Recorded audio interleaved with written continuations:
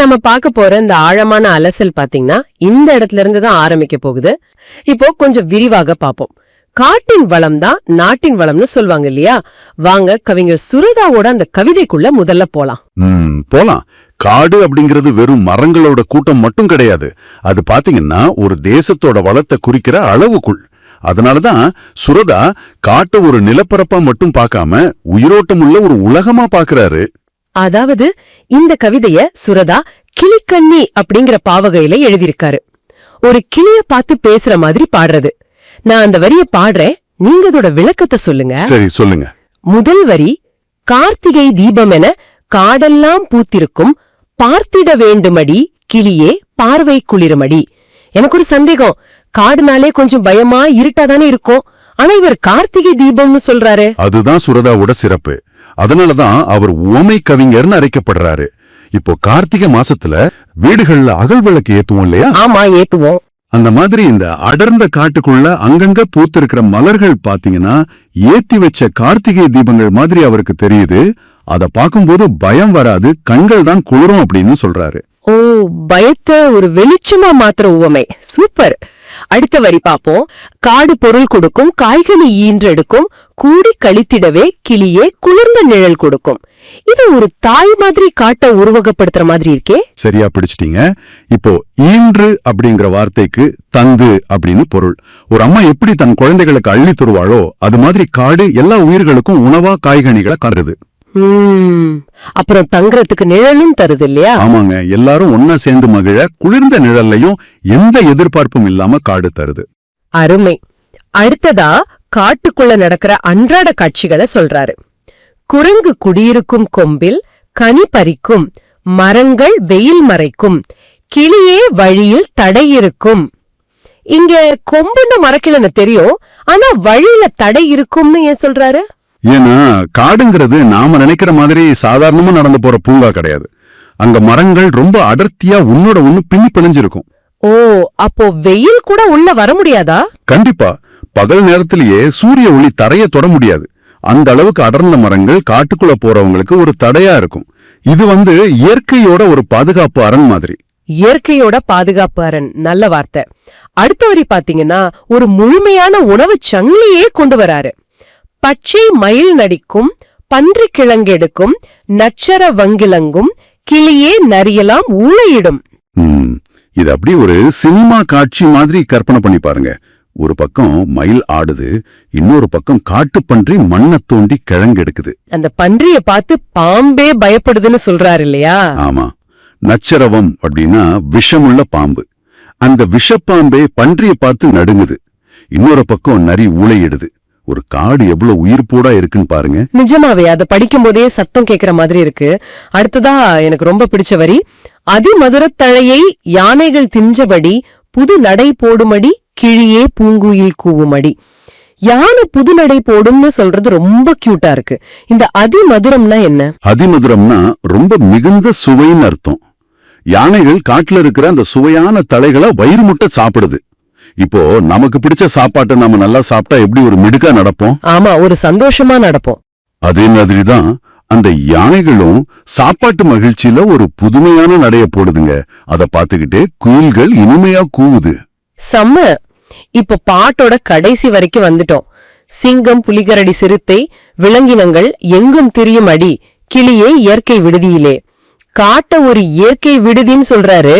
விடுதினா hostel தானே? இது கொஞ்சம் வித்தியாசமா இருக்க. அதாவது ஜூ மாதிரி கூண்டுல அடைக்காம இது இயற்கையே உருவாக்குன ஒரு தங்குமிடம். இங்க யாருக்கும் எந்த தடையும் இல்ல. சிங்கம், புலி, கரடின்னு எல்லாமே ரொம்ப சுதந்திரமா தெரியும். அதனாலதான் இதை இயற்கை விடுதின்னு சொல்றாரு.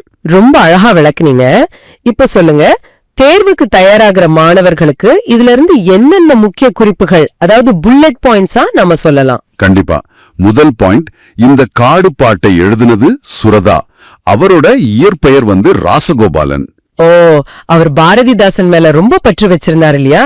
ஆமாங்க, அதுதான் ரெண்டாவது பாயிண்ட். பாரதிதாசனோட இயற்பெயர் சுப்ரத்தினம். அவர் மேல இருந்த அன்பால தன் பெயரை சுப்ரத்தினதாசன் மாத்திக்கிட்டாரு. அதோட சுருக்கம் தான் சுரதா. ஆடா, இது நல்லா இருக்கே. மூணாவது பாயிண்ட். மூணாவது, இவரோட சிறப்பு பெயர் உவமை கவிஞர். நாலாவது பாயிண்ட் பாத்தீங்கன்னா, இந்த பாட்டு தேன்மழை அப்படிங்கிற நூல்ல இயற்கை எழில் பகுதியில வந்திருக்கு. 5வது பாயிண்ட் இந்த பாட்டோட வகைதானே? ஆமா, இது கிளிக்கண்ணி வகையை சேர்ந்தது. கிளிய பார்த்து இனிய சந்தத்துல பாடுறது. ரொம்ப தெளிவா சொன்னீங்க. ஆனா எனக்கு இன்னொரு பெரிய ஆச்சரியம் இருக்கு. புத்தகத்துல காட்டு குறிக்க 30க்கு மேல வேறு பெயர்கள் கொடுத்திருக்காங்களே, அதெல்லாம் எப்படி மனப்பாடம் பண்றது? அது மனப்பாடம் பண்றதை விட நம்ம முன்னோர்கள் இயற்கையை எவ்வளவு நுணுக்கமா கவனிச்சிருக்காங்கன்னு புரிஞ்சுக்கணும். நான் அந்த பெயர்களை ஒரு தாளத்தோட வேகமா சொல்றேன், கேளுங்க. சொல்லுங்க பாப்போம். கா, கால், கான், கானகம், அடவி, அரண், ஆரணி, புறவு, பொற்றை, பொழில், தில்லம், அழுவம், இயவு, பழவும், முளரி, வள்ளை, விடர், வியல், வனம், முதை, மிளை, இரும்பு, சுரம், பொச்சை, பொதி, முளி, அரில், அரல், பதுக்கை, கணயம். அடேங்கப்பா, ஒரு மூச்சுல 30 பேரையும் சொல்லிட்டீங்க. கேக்குறதுக்கே ரொம்ப ஆச்சரியமா இருக்கு. கேட்பாளர்களே, நாங்க பதில் சொல்றதுக்கு முன்னாடி நீங்க மனசுக்குள்ள விடைய சொல்லி பாருங்க. ஆரம்பிக்கலாமா? நான் தயார். நீங்க முதல் கேள்வியை கேளுங்க. சுரதாவின் இயற்பெயர் என்ன? ராசகோபாலன். என் கேள்வி, சுரதா யார் மீது மிகுந்த பற்று கொண்டவர்? பாரதிதாசன். பாரதிதாசனின் இயற்பெயர் என்ன? சுப்புரத்தினம். சுரதாவின் விரிவாக்கம்? சுப்புரத்தினதாசன். உவமை கவிஞர் என அழைக்கப்படுபவர் யார்? சுரதா. சுரதா எழுதிய நூல்கள் சிலவற்றை சொல்லுங்க. அமுதும் தேனும், தேன்மழை, துறைமுகம். காடு பாடல் இடம்பெற்றுள்ள நூல் எது? தேன்மழை. தேன்மழை நூலில் எந்த பகுதியில் இது உள்ளது? இயற்கை எழில். காடு பாடலின் பாவகை என்ன? கிளிக்கண்ணி. கிளிக்கண்ணி யாரிடம் பேசுவது போல அமையும்? கிளியிடம் பேசுவது போல. ஈன்று என்பதன் பொருள் என்ன?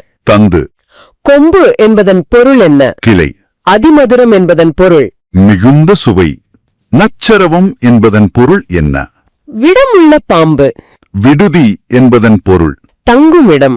கார்த்திகை தீபம் போல் பூத்திருப்பவை எவை? மலர்கள். காடு எவற்றை ஈன்றெடுக்கும்? காய்கனிகளை. குரங்குகள் எங்கு குடியிருக்கும்? மரக்கொம்பில். வெயிலை மறைத்து தடையாயிருப்பது எது? மரங்கள். காட்டில் நடனமாடுவது எது?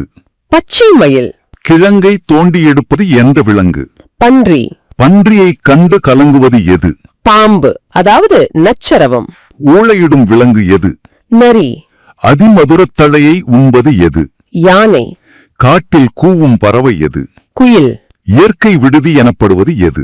காடு. பாரதியார் பாடிய கிளிக்கண்ணி பாடலில் நெஞ்சில் என்ன இல்லை என்கிறார்? உரம், அதாவது உறுதி இல்லை. பாரதியார் பாடல்படி கூட்டத்தில் கூடி நின்று கூவி பிதற்றுபவர்கள் யார்? வாய்ச்சொல்லில் வீரரடி. புத்தகப் பயிற்சி கேள்வி, வாழைக்கன்றை என்ன செய்தது? ஈன்றது. காடெல்லாம் பிரித்து எழுதுக. காடு கூட்டு எல்லாம். கிழங்கு கூட்டல் எடுக்கும், சேர்த்து எழுதுக. கிழங்கெடுக்கும். ஒரு மூச்சுல முடிச்சிட்டோம். நிஜமாவே ஒரு மின்னல் வேக பயிற்சி மாதிரி இருந்துச்சு. கண்டிப்பா. இந்த ஆழமான அலசல் மாணவர்களுக்கு தேர்வை எதிர்கொள்ள ஒரு பெரிய நம்பிக்கையை கொடுத்திருக்கும் நான் நினைக்கிறேன். ஆமாங்க,